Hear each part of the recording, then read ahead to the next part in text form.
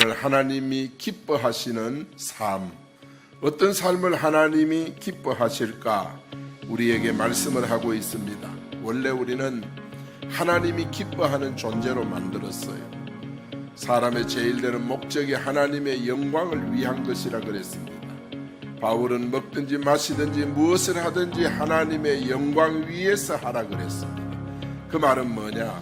우리 사람은 먹어도 하나님을 기쁘게 하고 마셔도 하나님을 기쁘게 하고 우리가 이 땅에 사는 목적이 하나님을 기쁘게 하는 것이다, 그 말인 것입니다. 하나님께서 기뻐하는 삶은 첫 번째로 의복을 항상 희게 한다 그랬어요. 의복을 희게 한다는 말은 회개를 가리킵니다. 우리가 하나님 앞에 철저하게 죄를 자복하고 회개하고 주님 앞에 돌아오는 것입니다. 주님 앞에 올 때마다 이렇게 회개하는 마음으로 올라오면 한없는 은혜를 하나님께서 우리에게 허락하시는 줄 믿습니다.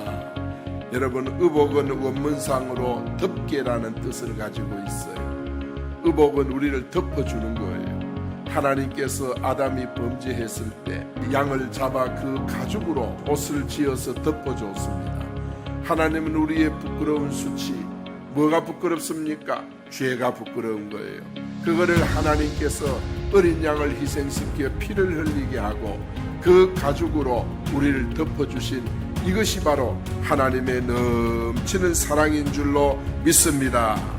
시편 51편 17절에 보니까 하나님께서 무엇을 기뻐하는가 거기 잘 기록을 하고 있어요. 하나님께서 구하시는 제사는 뭐라 그랬느냐? 상한 심령이라. 상한 심령이 뭡니까? 회개하는 심령. 이런 심령을 하나님이 기뻐하는 거예요. 오늘 본문 7절에 보니까 하나님이 내가 하는 일을 벌써 기쁘게 받으셨느니라. 우리가 하나님 앞에 옷을 희게 하면 하나님이 벌써 기쁘게 받으신다는 것입니다. 오늘 여러분이 한 사람도 빠짐없이 하나님이 받으시는, 하나님을 기쁘게 하는 우리 성도들이 다 될 수 있기를 축원합니다. 탕자가 돌아오니까 보세요. 입을 맞춥니다. 아버지가 아들을 끌어안고 입을 맞추는 것은 아가페 사랑이에요. 무조건적으로 받아들이는 형은 못 받아들여요. 이웃집 아저씨도 못 받아들여요. 이 탕자의 아버지는 무조건적으로 받아들이는, 우리는 하나님의 이런 사랑으로 이렇게 하나님 앞에 서게 된 줄로 믿습니다. 그리고 목욕을 시켜줍니다. 목욕을 시켜주는 것은 네가 비록 나를 떠났지만은 돌아왔으니까 내가 너를 완전히 용서한다, 이런 뜻입니다. 새 옷을 입혀줘요. 새 옷을 입혀주는 것은 뭐요? 자녀의 권세를 완전 회복시켜준다. 탕자가 돌아오니까 아버지가요, 자녀 권세를 완전 회복시켜준 거예요. 그리고 신발을 신겨준 거예요. 네가 더 이상 구속받을 것 없다, 미안해할 것 없다, 부끄러워할 것 없다. 너는 아들로서 자유해라. 송아지를 잡아서 잔치를 합니다. 이웃을 초청해가지고 송아지를 잡아 잔치하는 것은, 이것은 바로 하나님이 얼마나 기뻐하신다는 뜻입니다. 이렇게 하나님이 돌아오면 기뻐합니다. 오늘 여러분이 하나님 앞에 서기만 하면 하나님이 기뻐하시는 줄 믿습니다. 하나님이 기뻐하는 삶 두 번째는 향기름을 그치지 않게 해야 합니다. 향은 바로 계시록에 보면 성도의 기도라 그랬어요. 그래, 향기름이 그치지 않게 하라. 이 말은 기도를 그치지 않게 하라. 사랑하는 여러분, 혹시 여러분이 기도가 그친 분이 없습니까? 기도가 중단된 분이 없습니까? 여러분 기도할 것 없어서 중단된 겁니까? 아닙니다. 여러분이 기도의 의미를 깨닫지 못해서 영적 힘을 잃어버렸어. 기도할 의지가 없어서 여러분이 기도가 중단된 거예요. 그러나 오늘 본문에는 분명히 말합니다. 내 머리에 향기름을 그치지 않게 하라. 여러분 기도가 중단되지 않기를 바랍니다. 사도 바울은 쉬지 말고 기도하라 그랬습니다. 여러분 기도보다 더 중요한 것이 없습니다. 여러분 인생 만사가, 여러분 각자가 다 사정이 있지 않습니까? 그 모든 인생 문제를 기도로 풀어야 할 줄로 믿습니다.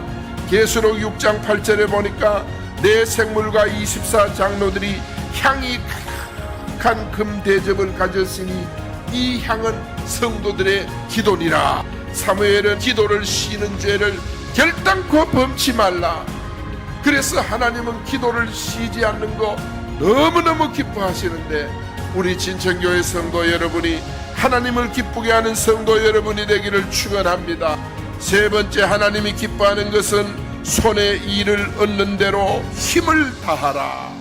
손에 얻는 일이 뭡니까? 내가 다니는 직장, 근무하는 직장, 내가 다니는 현장을 가리키는 것입니다.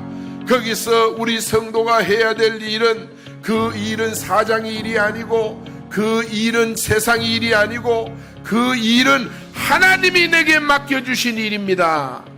여러분, 우리가 힘을 다하여 할 때 하나님의 놀라운 은혜가 오는 줄 믿습니다. 힘을 다한다는 의미는 뭐냐? 최선을 다한다는 의미예요.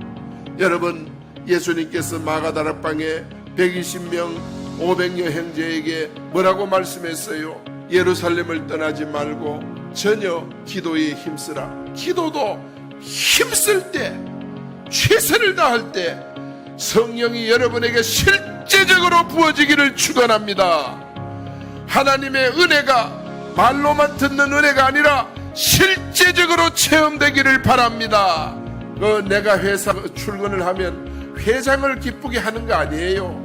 여러분, 회장을 위해 일하는 것이 아니라 하나님이 나를 이곳에 보내셨다는, 여러분, 하나님께서 나를 이곳에 세우셨다는 그 사명감이 있어야 하는 줄 믿습니다. 하나님 앞에 충성하다가 보면 사장에게 절대적으로 필요한 인재가 되는 거예요. 일꾼이 되는 거예요. 회사에 요긴한 인재가 되는 줄 믿습니다. 바울의 동역자들이 로마서 16장에 나오는데, 누가나 에바브로디도나 베베 여집사나 브리스길라 아굴라 부부나 가이오 장로님처럼 이들이 왜 바울의 제자로 로마서 16장에 기록이 됐느냐? 최선을 다하는 삶이었어요. 진짜 이들은 최선을 다하는 삶이었어요. 이제부터 온전히 말씀을 따라서 여러분이 삶을 결정해 나가면 이제부터 하나님은 여러분의 편이 될 것입니다. 바울과 그 동역자를 축복하신 하나님이 여러분에게 은혜 베풀고 축복해 주실 줄 믿습니다. 결론적으로 말씀을 드리면, 하나님이 기뻐하는 삶은 의복을 항상 희게 해야 하듯이 회개함으로 주님 앞에 나오는 삶이 되기를 축원합니다. 향기름이 그치지 않게 하듯이 기도가 그치지 않기를 주의 이름으로 축복합니다. 여러분, 맡은 일을 정말 힘을 다해서 우리가 충성해야 하듯이 최선을 다해서 맡은 일을 감당하다가 우리 주님 앞에 영광스럽게 설 수 있기를 축원합니다.